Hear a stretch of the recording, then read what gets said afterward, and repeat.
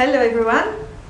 This is Monday, the 22nd of November, and we are glad to welcome you here in Brussels or online, and we warmly thank our speakers for their presence at the opening of this event, the first of its kind, which will also hopefully be the first of a long series. We are actually in very small numbers today in the beautiful Maison des Arts of the Université Libre de Bruxelles for sanitary reasons and in the name of ecological sobriety. However, the presentations and exchanges that will take place today and tomorrow here are being recorded and will be posted online on our website, available to everyone in the course of December. So, hello also to our future viewers online, and thank you to take the time to watch these videos. We hope that these will be interesting for you and that they will nourish the online discussions that are scheduled next February and next March in the second stage of this European Symposium of Social Science and Humanities journals.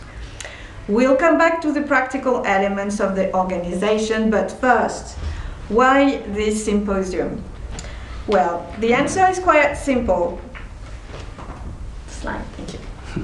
A few years ago, as founders of a new journal whose utility or legitimacy was often questioned at the beginning, we felt very alone. The journal in question is Bien Symbolique, Symbolic Goods, an open access social science journal specialized on art, culture, and ideas. Its first issue was published in English and in French in 2017. Launching a social science journal, as well as running an already established one actually, is not something that you learn in school, but it's also not something that you can improvise, hoping for the best. Anticipation is crucial, so the pressure of decision making was quite heavy, since the consequences for every decision were critical. Will English be our only language of publication or not? Do we choose a commercial or a non-commercial model? Open access or not? Single or double-blind reviews? Internal or external reviewers? Which typographic models do we prefer? What is an index? And how can we be referenced on one? And so on and so forth. In this context, we quickly realized that the opportunities to talk about these things to colleagues working for other journals were unfortunately quite rare. The topic of a journal's routine and how-tos could only be addressed for a few minutes during the coffee break of a seminar or during an impromptu conversation in the university halls. Nothing official, nothing collective. There was no space, either real or digital, where we could really discuss with colleagues of other journals about reviewing methods, technical questions, about publishers and hosting platforms, about DOIs, budgets and organizational choices, about our options, about things to do and things to avoid. Another slide. Thank you. And yet, SSH research is globalized, as are the challenges of open science, international rankings and academic publishing. And journals, which are more numerous by the day, are at the very heart of these great evolutions. Therefore, the coherence of creating an international forum for journals was self-evident for us. The fact is that, even if there remain national specificities depending on local institutional contexts, the reality is that our journals are most of the time confronted to the same questions, the same challenges, and even to the same companies. Today, as our experience showed us, a small open access independent journal may well have more in common with a small open access independent journal of another country than with a big commercial journal 2 doors down the hall.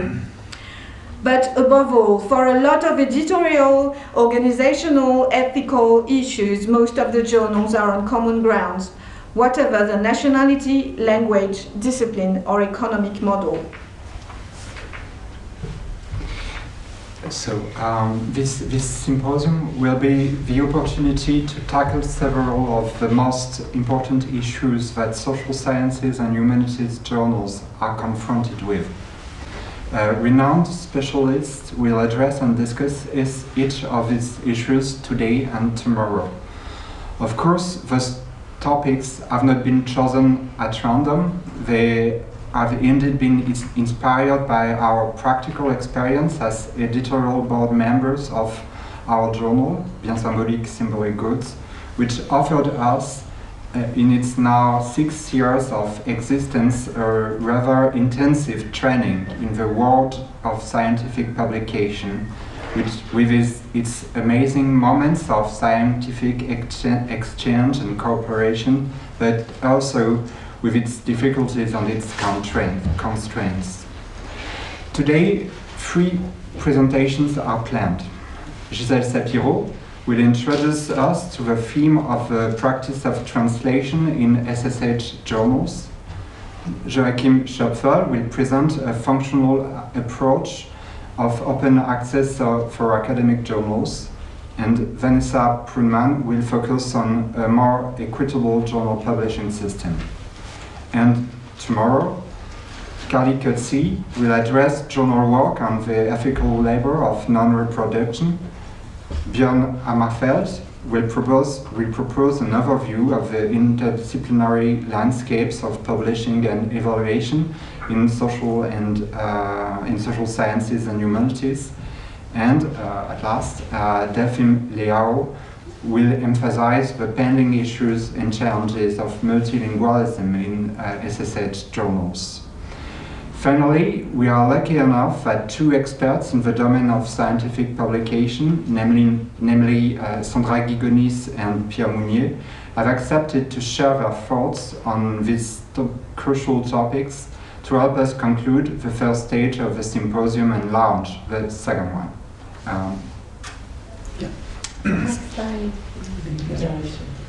So, following these seminal talks of today and tomorrow, translation practices, open access and sustainability of SSH journals, ethics and transparency, interdisciplinarity challenges, and multilingualism as tool for a more efficient dissemination will be the topics of the 5 online roundtables scheduled every Monday afternoon from the 21st of February to the 21st of March. For each of these roundtables, 5 journals from various countries and disciplines have been invited to share their experience and discuss with us the conditions in which a journal exists today in Europe and beyond, of course, discuss the specificities of our local context and the particular responses we have been able to provide to the questions that we are all facing as editorial board members, reviewers, editors, translators, or authors. The last decades have indeed seen a deep remodeling of academic publishing. Open science and digital platforms have largely modified the limits to the publication and dissemination of scientific works. Newly created journals are now massively digital without any paper version. For these reasons, we are undoubtedly at a turning point. The traditional form of the academic journal itself is set to evolve. This leads us to this necessary question: what are the minimal characteristics that define an academic journal? We could quickly summarize them in a few points. First, an editorial or a scientific board. Second, an editorial line. Third, a periodicity. And to finish, a set of reviewing procedures. These characteristics are put into question today, and we will probably address all this during this symposium. Indeed, what do we want our journals to look like in the near future? For example, one of the main challenges that we face today in social science and humanities publishing is the great paradox of open science. Open science is based on positive principles: free access to knowledge thanks to online publishing, transparency of evaluation, licensing model, that allow authors to protect their rights while making their peer-reviewed texts quickly available to everyone? How can we not want this? Is open science the future of SSH journals? Certainly. But, for instance, when open science becomes a non-negotiable priority and a criterion of evaluation for European Union funded research, for example, to the point that every article produced is to be published on European Union funded platforms, is it not a very official way to declare scientific journal obsolete? Will academic journals still have a reason to exist when open peer review and fast publication becomes a standard, making an editorial policy, by default, an editorial bias?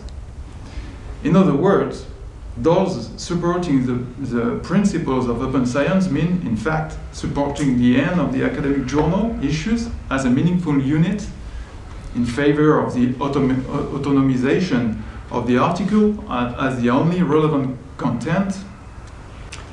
Well, we need to be transparent probably about the fact that we absolutely support the principles of open science, and through the symposium, for instance, we are working to implement those principles. But we also think that SSH journals, whether open access or not, whether based on commercial model or not, whether state funded or not, have to seriously address these questions as a collective.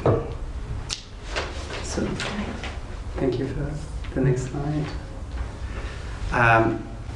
But similar crucial debates and paradoxes could and will be examined for each of the topics that we've chosen for the 2 stages of the symposium.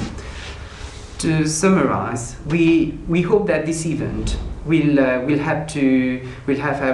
give a more informed perspective on the situation of scientific publishing in Europe and beyond, on the situation of all the colleagues who run SSH journals, on their local context and challenges, as well as on the inspiring choices that some have made, and most of all, on the new possibilities, the new opportunities that could be offered by the establishment of a network of cooperation and solidarity between SSH journals all across Europe.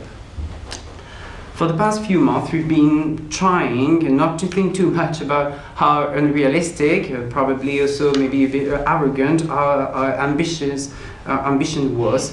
That is to say, to bring together journalists from across disciplines and nationalities and share experiences, and also discuss our challenges and the challenges of our activities in its various aspects with all those journals. But well, here we are, and we have to start somewhere. We hope that this symposium will be inclusive and useful, that everyone will feel welcome and free to ask questions and participate in our discussions. You will have also to forgive us for the imperfections of the organization. There is, if you probably already noticed, somehow a do-it-yourself aspect of the event, and also the fact that it is maybe perhaps a little bit too focused on the French and English-speaking world. But we actually hope that this first symposium will be followed by many others, and probably better organized with a broader scope, and that's our wish. Hopefully the European Symposium of SSH journals will become a regular meeting place for journalists to get together and exchange, maybe like a sort of Eurovision of academic journals, but in a contest, because we are already subject to enough competition in our professional lives. So before giving the floor to our chairwoman, Ingrid Meyer, who is this afternoon the session's chairperson. We have to thank our sponsors and partners for this event. On the Belgian side, among others, the Fonds National de la Recherche Scientifique, the scientific fund for the National Scientific Fund for Research, and the University, the Free University of Brussels. And on the French side, among others, the Université Paris Lumière and the Emergence program of the City of Paris. We also want to thank Perrine Yavuz, who designed the beautiful imagery and all the communication of the event. Thank you very much. And also thank you to Xavier and Juliette, whose technical and practical support is so precious to us today. So may you and we have all a wonderful symposium. Thank you.